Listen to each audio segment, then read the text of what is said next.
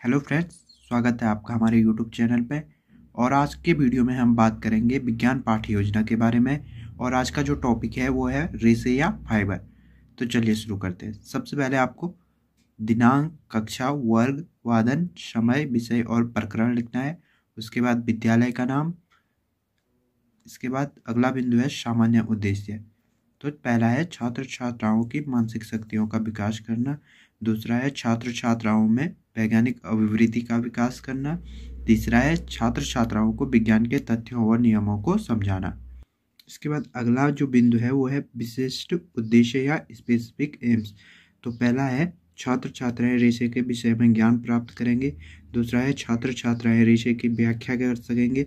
तीसरा है छात्र छात्राएं प्राप्त ज्ञान का प्रयोग दैनिक जीवन में कर सकेंगे। अगला बिंदु है सहायक सामग्री या इंस्ट्रक्शनल मटेरियल, चौक, डस्टर, चार्ट, संकेतक, धागे आदि। अगला बिंदु है प्रस्तावना प्रश्न या इंट्रोडक्टरी क्वेश्चन।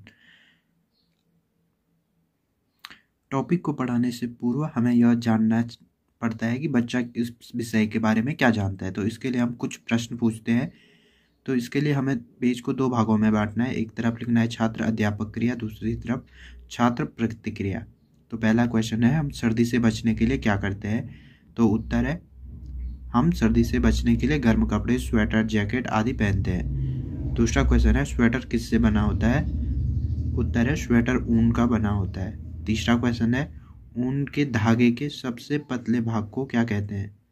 तो उत्तर है ऊन के धागे के सबसे पतले भाग को रेशा कहते हैं।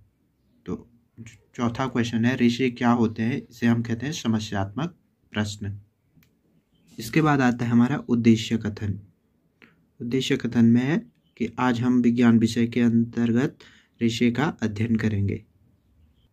इसके बाद अगला बिंदु है प्रस्तुतिकरण। इसके लिए हम पेज को 7 कॉलम्स में बांटते हैं। पहले में क्रम संख्या, दूसरे में शिक्षण बिंदु, तीसरे में अपेक्षित व्यवहार परिवर्तन, चौथे में शिक्षण अधिगम परिस्थितियाँ। इसको हम दो भागों में बांटते हैं। एक तरफ छात्र अध्यापक क्रिया, दूसरी तरफ छात्र प्रतिक्रिया। इसके बाद अगले कॉलम में शिक्षण विधि और आखिरी कॉलम में मूल्यांकन। तो आज का जो पहला शिक्षण बिंदु है वो है रेशे। इसके बाद हमें विकासात्मक क्वेश्चन पूछने होते हैं या विकासात्मक प्रश्न। तो पहला है भेड़ से हमें क्या प्राप्त होता है। तो भेड़ से हमें ऊन तथा दूध प्राप्त होता है। उसके बाद दूसरा क्वेश्चन है रेशे से आप क्या समझते हैं। तो यहाँ पे जो उत्तर होगा वो अस्पष्ट मिलेगा। इसको शिक्षण विधि है जो प्रश्नोत्तर विधि और अपेक्षित व्यवहार परिवर्तन है छात्र पूर्व ज्ञान का प्रत्यास्मरण कर सकेंगे। इसके बाद आता है आपका एक्सप्लेनेशन, छात्र अध्यापक कथन।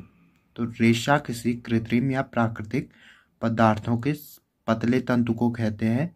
यह ऊन, कपास, कागज, पेड़ों की छाल, पॉलिएस्टर, कई अन्य सामग्रियों के हो सकते हैं। रेशों से कई प्रकार की वस्तुएं बनाई जा सकती हैं। यहाँ जो शिक्षण विधि होगी वह होगी प्रदर्शन व स्पष्टीकरण विधि। अपने टॉपिक को समझाने के लिए आप यहाँ पे ऊन, रुई या धागे का प्रयोग कर सकते हैं।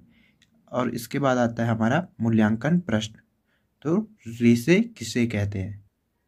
अगला बिंदु है दूसरा टीचिंग पॉइंट है रेशे के प्रकार। तो विकासात्मक प्रश्न में पहला प्रश्न है रुई कहाँ से प्राप्त होती है। तो उत्तर है रुई कपास के पौधे से प्राप्त होती है। दूसरा क्वेश्चन है रेशे कितने प्रकार के होते हैं। इसका जवाब है अस्पष्ट उत्तर मिलेगा। उसके बाद आपको एक्सप्लेन करना है छात्र अध्यापक कथन। रेशे मुख्यतः दो प्रकार के होते हैं। पहला है प्राकृतिक रेशे, जो रेशे प्राकृतिक स्रोत से प्राप्त होते हैं जैसे ऊन हो गई, जूट हो गया, कपास। तथा दूसरा है कृत्रिम रेशे, जो मानव द्वारा बनाए जाते हैं जैसे रेयॉन हो गया, पॉलिएस्टर हो गया। यहाँ पे भी शिक्षण विधि आएगी प्रदर्शन व स्पष्टीकरण विधि। यहाँ पे आप उनको एग्जाम्पल दिखा सकते हैं प्राकृतिक और कृत्रिम रेशे का। इसके बाद आपका अंतिम बिंदु है मूल्यांकन प्रश्न। कृत्रिम रेशे के उदाहरण दीजिए।